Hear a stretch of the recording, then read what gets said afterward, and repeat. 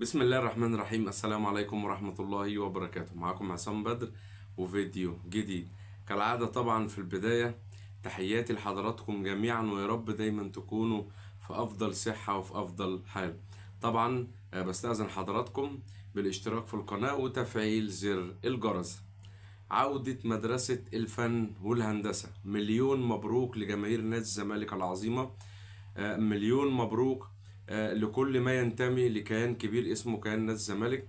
النهارده كان أول لقاء لنادي الزمالك في الدوري المصري الممتاز أو دوري نايل. النهارده نادي الزمالك قدر يفوز 2-0 على نادي سيراميكا كليوباترا. طبعا كل التحية والاحترام لسيراميكا كليوباترا. فرقة كويسة، فرقة جيدة، فرقة عندها عناصر هجومية ممتازة، معاهم مدرب محترم الكابتن علي ماهر. كل التقدير والاحترام طبعا لنادي سيراميكا كليوباترا، ولكن حبيبنا وعشقنا هو نادي الزمالك.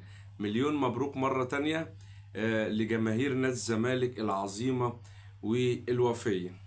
مهم أوي النهاردة المكسب، يعني مهم اللي انت تبتدي الموسم بمكسب، ومهم كمان اللي انت تبتدي الموسم مع مدرب جديد واكثر من 10 لعيبة، صفقات جديدة كلها. لا حاجة يعني إيجابية النهاردة، حاجة كويسة. كمان المكسب ده إن دل على شيء يدل على إن الراجل الكوتش اللي موجود على أعلى مستوى. واحد هيجي يقول لك ده أنت لسه أول لقاء قيمت الكوتش إزاي؟ أقول لحضرتك المدير الفني اللي هو يانيك فريرا لسه مدير فني جديد لنادي الزمالك.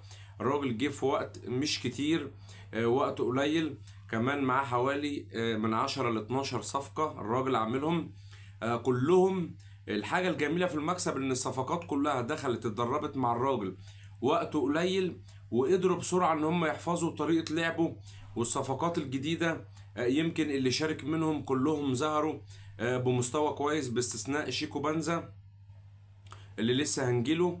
ولكن ده ان دل على شيء ايضا يدل على ان الراجل المدير الفني اللي واقف على الخط شغال كويس. الراجل المدير الفني عارف هو بيعمل ايه. اللعيبه كمان، ما برضو اللعيبه عامل اساسي يا جماعه. ليه انا بقول لعيبه عامل اساسي؟ انت ممكن تجيب لاعب واسم كبير وفي الاخر ما ينجحش، وفي الاخر ما يستوعبش طريقه المدير الفني، في الاخر ما يأديش في ارضيه المباراه. ولكن الحمد لله طبعا نادي الزمالك هدفين احسن من بعض، يعني هدفين احسن من رائعين. هدف لناصر ماهر، وهدف هدف ناصر ماهر في الدقيقة 84، والدقيقة 98 هدف عالمي للعالمي محمد شحاتة. لازم كل واحد ياخد حقه، من أول اللعيبة لحد الناس اللي مسؤولين على الكرة في نادي الزمالك. طيب لما بيكون في حاجة إيجابية في النادي، الطبيعي إن إحنا نطلع نعمل إيه؟ نشيد بالناس. الطبيعي إن إحنا نطلع ندي كل واحد حقه. لما توفرت يا جماعة، لما توفرت ناس مختصة بالكرة، أو ناس مسؤولة على الكرة، أو ناس متمرسة في عملها زي جون إدوارد بالأخص لما جه حتى بفريق الميديا بتاعه. ولكن انا بختص جون ادوارد ليه؟ لانه جون ادوارد عمل حاله داخل نادي الزمالك. جون ادوارد عمل حاجه ايجابيه داخل نادي الزمالك. لما تلاقي حد بيشتغل على نفسه، وبتلاقي حد بيشتغل وبيخلص للمكان اللي هو فيه، وبيجيب صفقات زي اللي احنا شفنا نصهم النهارده، بيبتدي يقفل على النادي، بيبتدي يغير كل جذور النادي، بيبتدي يغير كل الناس القديمه اللي هي سواء حضرتك تشك فيهم او ما تشكش فيهم. ده كان بيسرب معلومة، ده بيسرب للصحفيين، كل الكلام ده. لما تيجي بالشكل ده ويجي جون ادوارد ويعمل الطفرة الكبيرة داخل النادي دي، يبقى كل التقدير والاحترام لجون ادوارد والمسؤولين عن ملف كرة القدم داخل نادي الزمالك. لما مشيت على الطريق الصحيح، ايه هو الطريق الصحيح؟ ان انت يبقى عندك مدير فني كويس، تجيب لعيبة بفلوس قليلة، اللعيبه تيجي مع المدير الفني في وقت قليل. المعسكر اللي هم عملوه في العاصمه الاداريه يبدو ان المعسكر مثمر. مباراه النهارده ليها مكاسب كبيره جدا جدا جدا.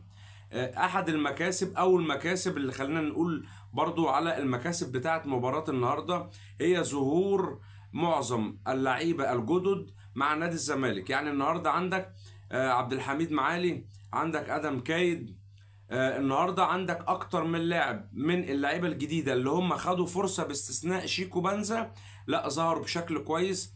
ادم كايد عنده كوره، لاعب كويس. عبد الحميد معالي اللي عمل كوره للجزيري اللي لسه هنجيله، الجزيري ده اللي كارثه وازمه في نادي الزمالك. عبد الحميد معالي اللي عمل كوره لسيف الجزيري كويسه. الهدف الاولاني شارك فيه ادم كايد، هو اللي لعب الكوره لناصر ماهر. ناصر ماهر طبعا بالحس الهجومي بتاعه لف وشاط الكوره اي نعم خبطت في المدافع، ولكن هي الكوره بتحب نادي الزمالك. الكوره من حلاوتها من البدايه عايزه يعني بتقول لناصر ماهر اسكني في الشباك. الهدف الثاني للعالمي محمد شحاتة. لكل مجتهد نصيب يا جماعة، لكل مجتهد نصيب.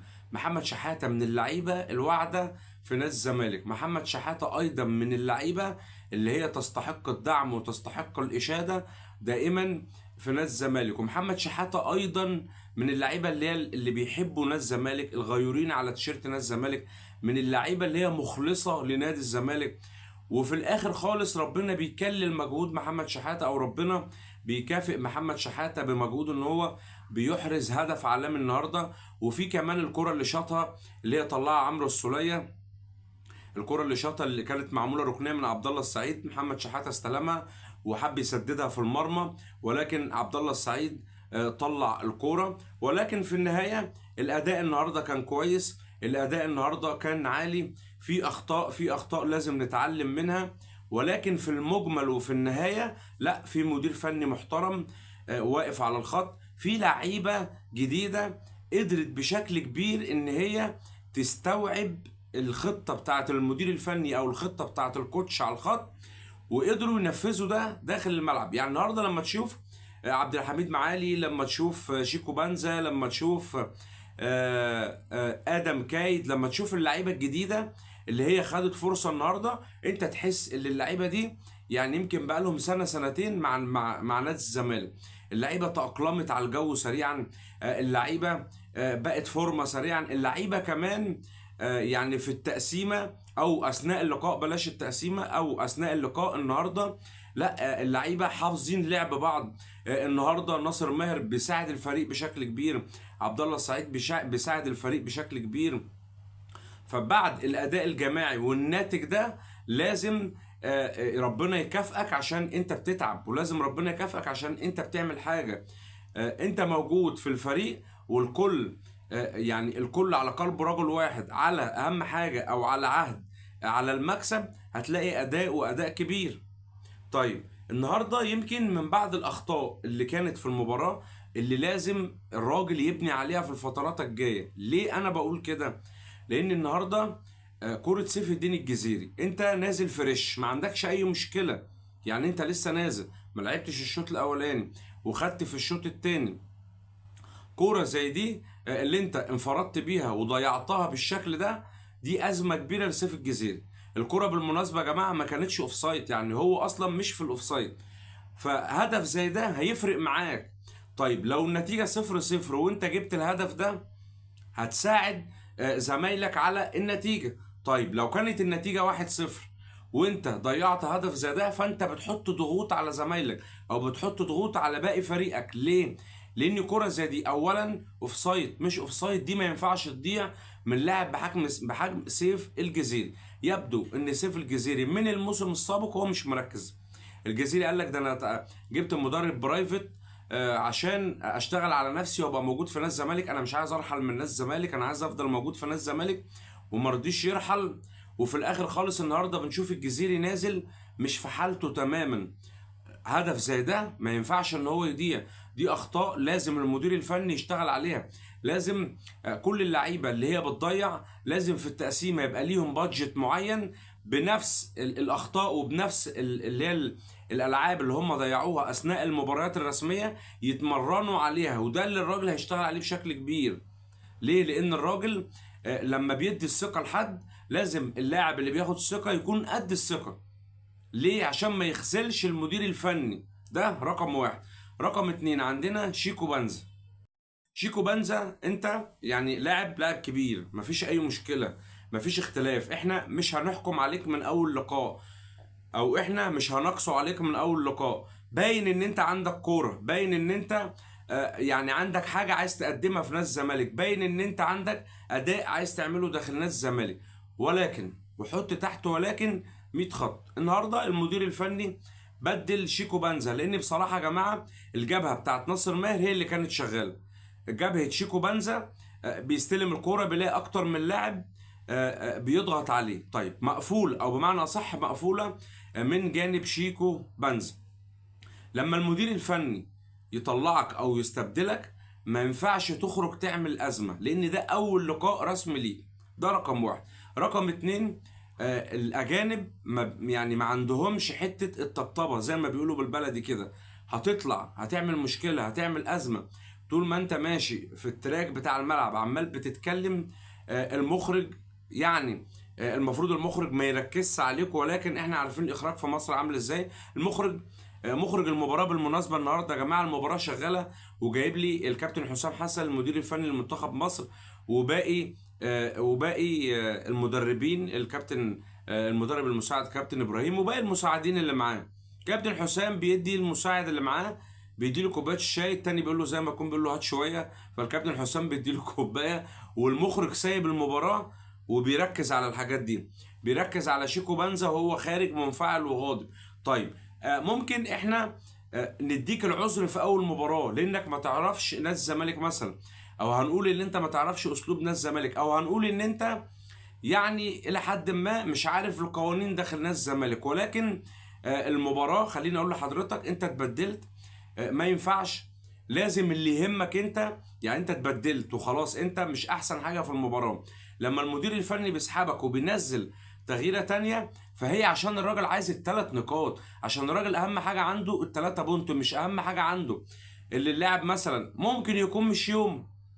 هو اول لقاء ليك بالمناسبه يا جماعه، شيكو بنزا بدع في المباريات الوديه، ولكن المباريات الرسميه تختلف عن المباريات الوديه. مفيش مشكله ان انت هدفت مثلا في المباراه الوديه، ما عنديش اي مشكله، ولكن اثناء المباراه الرسميه انت مش في افضل حالاتك، او مش احسن حاجه، او مثلا مستواك مش زي لما كان في المباريات الوديه. فالمدير الفني فبيطلعك عشان هو عايز يكسب، عشان هو عايز الثلاثه بونت. فالمفروض ان انت تبقى خارج من التغيير ما عندكش اي مشكله، لان في النهايه انت موجود في كيان كبير اسمه كيان الزمالك. انت وسط اعظم واوفى جمهور في العالم، جمهور نادي الزمالك. فلازم تبقى قلبك على المكسب مش على ان انت اتغيرت. يعني يا سيدي انت لو طلعت ونزل مثلا لاعب مكانك، او نزل زميل مكانك وبقى مؤثر واحرز هدف او ساهم في هدف، فده اللي يهمك. اللي يهمك اللي فريقك يخرج كسبان، اللي يهمك اللي فريقك يخرج منتصر ويخرج بثلاثة بونت، واول 3 بونت في الدوري، واهم 3 بونت في الدوري. ليه؟ لان انت كل مباراة بتتخطاها ربنا بيوفقك فيها وبتكسبها، فكل عدد نقاط انت بتحصده في الدور الاول هيريحك في الدور الثاني. احنا عايزين بداية الزمالك تبقى قوية، عايزين بداية الزمالك تبقى جبارة. كل ما يعني ما بتحصل على نقاط اثناء المباريات كل ما بيعلي من موقف نادي الزمالك في الترتيب، وكل ما بيعلي نادي الزمالك برضه موقفه في الاهداف. فبالنسبه لشيكو بنزا انت المدير الفني طلعك، ما ينفعش ان انت تبقى غضبان، ما ينفعش ان انت تبقى زعلان، ما ينفعش ان انت يبقى عندك مشكله، لان لازم انت تبقى قلبك على الفريق او قلبك على الكيان. انت اتبدلت مش احسن حاجه، زميلك نزل بقى مؤثر وجاب جون، شابوه. انت اللي يهمك في الاخر، او اللي يهم جمهور نادي الزمالك هم الثلاث نقاط. فشيكو بنزا يعني الصبر، لازم حد يتكلم معاه من الناس اللي هم المساعدين المصريين اللي في الجهاز، لازم حد يفهمه ويقول له خطورة المباريات بتبقى عاملة ازاي. اول مباراة يا جماعة بتبقى مهمة جدا، لان اول مباراة انت بتبني عليها، والمستوى اللي ظهر بيه نادي الزمالك النهاردة لا، كل التحية والتقدير والاحترام للمدير الفني اللي موجود، اللي هو واضح ان بصماته وضحت من اول مباراة وفاهم. فده فيما يخص شيكو بنزا. طيب نروح لحسام عبد المجيد. يبدو برضو ايضا ان حسام عبد المجيد مش مركز. حسام عبد المجيد يبدو ان هو في حاجة. النهارده حسام عبد المجيد بيخطأ اخطاء، يعني لو المهاجمين يعني بتضغط على حسام عبد المجيد بشكل كبير، لكان سيراميكا سجل النهارده باستثناء الكوره اللي هي شاطها فخر اللقاي في اول الشوط الاولاني، وارتطمت بالعارضه وخرجت بره ارضيه الملعب. فحسام عبد المجيد انت مدافع منتخب مصر، انت مدافع كبير، يبدو ان انت مشغول بحاجه، يبدو ان انت تفكيرك او تركيزك مش في الملعب، بلاش تفكيرك، يبدو ان تركيزك مش في المباريات. فاتمنى من الكوتش برضو ان هو يتواصل مع حسام عبد المجيد، مش مركز في حاجه يتكلم معاه، لو عنده مشكله يقعد يلعب محمد اسماعيل، يلعب صلاح مصدق، ايا كان. المهم الاخطاء يا جماعه كل ما تقل في المباراه كل ما هيكون المكاسب كبيره وعديده لنادي الزمالك.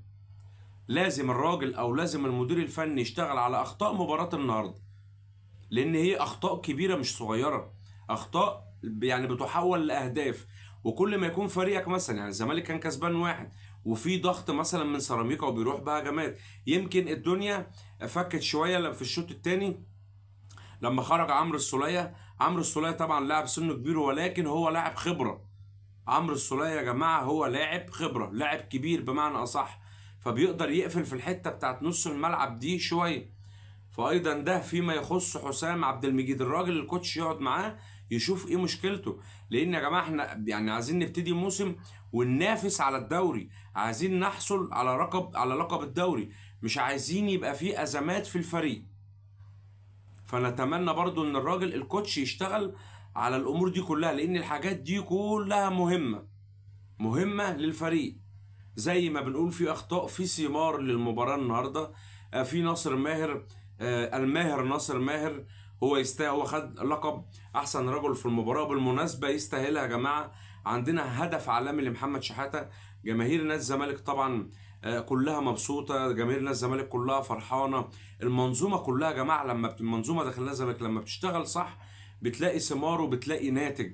ان شاء الله ان شاء الله نادي الزمالك ان شاء الله يعني يقدر يعني يخطو بخطوات كبيره ده يعني في الدوري هذا الموسم ان شاء الله. يعني نادي الزمالك يشتغل احسن واحسن في المباريات. البصمه الاولى وضحت من جانب معظم اللعيبه اللي خدت فرصه النهارده.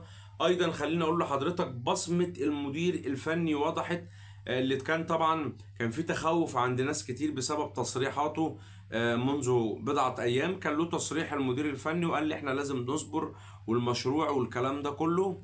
هو الراجل كان بيتكلم ان في لعيبه كتير جديده وهو نفسه جديد، فلازم الناس تصبر على المشروع شويه، ولكن طول ما اللاعب مركز داخل المباراه هيقدر يحول التركيز ده الى اهداف زي ما شفنا النهارده، زي ما شفنا النهارده. فده فيما يخص الاخطاء خلاص اتكلمنا فيها. نتمنى من بعض اللاعبين زي نبيل عماد دونج، انت ما عندكش رصيد لدى الجمهور، قولا واحدا يا جماعه، انتوا متعودين معايا هنا على ان انا بقول كلمه الحق.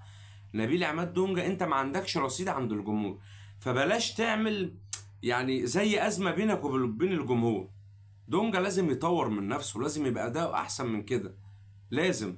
وانا على اعتقادي او حسب معلومتي اللي قلتها لحضراتكم قبل كده ان يناير القادم دونجا هيرحل، سواء بقى جاب عرض جون ادوارد سوقه لان دونجا. وبعدين متهور يا جماعه في الدخلات، في لعبه يعني في هو خد انذار النهارده في الشوط الاولاني، في لعبه في الشوط الثاني انا برضو احقاقا للحق اشك برضو ان اللعبه دي قد تكون فيها انذار، ولكن دونجا متهور. دونجا برضو لازم يعني مفيش مستوى خالص يا جماعه والله، يعني ده يعني دونجا مش مستواه ما يأهلوش ان هو يلعب مع نادي الزمالك. فنتمنى برضو الامور دي. وبرضو من جانب التحكيم، التحكيم النهارده يمكن التحكيم ياخد 95 النهارده او تقدر تقول 9.5 من 10. الحكم الفار كان تمام اللي هو الكابتن احمد الغندور. الحكم الرابع او الحكم المساعد اللي هو الكابتن وليد عبد الرازق ما كانش فيه اخطاء النهارده باستثناء كرة شيكو بانزا اللي هي في الدقيقه 25. يعني الكرة دي تقدر تقول كان فيها يعني اللاعب نادي سيراميكا داخل على رجل شيكو بانزا وهو اصلا الكرة بعيدة عنه، فانا كنت اشوف الكرة دي فاول، وكنت كمان اتمنى ان هو يدي لاعب سيراميكا انذار. طيب عندنا كمان في الدقيقه 28 الكوره اللي هي كان فيها شك، اللي هي ضربه الجزاء بتاعت عبد الله السعيد. احقاقا للحق يا جماعه، الكوره ما فيهاش حاجه، الكوره مش ضربه جزاء، لان ركبه اللاعب بتاع سيراميكا كان في اصطدام في اول الكوره داخل منطقه الجزاء. الكوره كانت في حوزه لاعب سيراميكا، وبعد كده بقت في رجل عبد الله السعيد، فكان في صدام. ولكن عبد الله السعيد لو تلاحظوا حضراتكم لف جسمه ومشي بالكوره، وبعد ما مشي او هرب من المدافع بالكوره وقع على الارض. فانا اشوف ان الكوره مش ضربه جزاء احقاقا للحق، ما فيهاش حاجه، لان عبد الله السعيد كمل على الكوره. كان في احتكاك من ركبه لاعب نادي سيراميكا كليوباترا، ولكن هي ما كانتش مؤثره او ما وقعتش اللاعب، وعبد الله السعيد لف وخد الكوره ورجع. يمكن اترمى على الارض بعد ما عدى بالكوره، ولكن هي مش ركله جزاء. التحكيم النهارده كان 10/10. التحكيم كمان ده مؤشر. يعني ايه مؤشر؟ احنا طلعنا قلنا التحكيم واحنا ما بنتهجمش على التحكيم او ما بنقولش حاجه مثلا على التحكيم، ولكن احنا عايزين نعدي في المباريات. النهارده المباراه كانت تنافسيه، نادي سيراميكا كليوباترا كان ند بند لنادي الزمالك. التحكيم كان جزء كبير من حلاوه المباراه. كل ما التحكيم بيكون كويس ومفيش اخطاء في التحكيم، بنلاقي الفريقين عندهم طموح ان هم يكسبوا، الاتنين عايزين يكسبوا. ففي النهاية الحمد لله رب العالمين، ربنا وفق نادي الزمالك طبعا. وتاني بكررها، مليون مبروك لجماهير نادي الزمالك العظيمة، ومليون مبروك لنادي الزمالك، وكل الشكر والتقدير للكابتن حسين لبيب والناس القائمين على ملف كرة القدم في الزمالك. كل ما بيكون في استقرار وبيكون في هدوء وبتكون في ناس شغالة او بتمارس عملها في ملف كرة القدم بكل نزاهه، وهو اصلا عملها، بنلاقي الناتج. يعني لما يكون مثلا جون ادوارد ده عمله، بتلاقي ناتج كويس. ربنا يعني ما بيضيعش تعب حد. فطبعا كانت بدايه الحمد لله كان لابد منها، اللي هي بمكسب نادي الزمالك. بدايه كبيره لنادي الزمالك ومكسب مهم لنادي الزمالك، لان انا قلت لحضرتك ان يعني كان مهم لنادي الزمالك يبتدي بالمكسب ده عشان يبني عليه باقي او طوال الموسم الاول، تبني على المكسب ده. وبكده يكون خلص الفيديو بتاعنا. مليون مبروك لجماهير نادي الزمالك العظيمه لثالث مره بكررها، ويا رب دايما من الافراح لافراح. وان شاء الله نادي الزمالك باذن الله تعالى يتوج بلقب الدوري هذا الموسم، وان شاء الله يتوج بلقب الكونفدراليه، وباذن الله تعالى ان شاء الله يقدر يوصل لدوري أبطال إفريقيا العام القادم. أشكر حضراتكم وأشوف حضراتكم في فيديو جديد.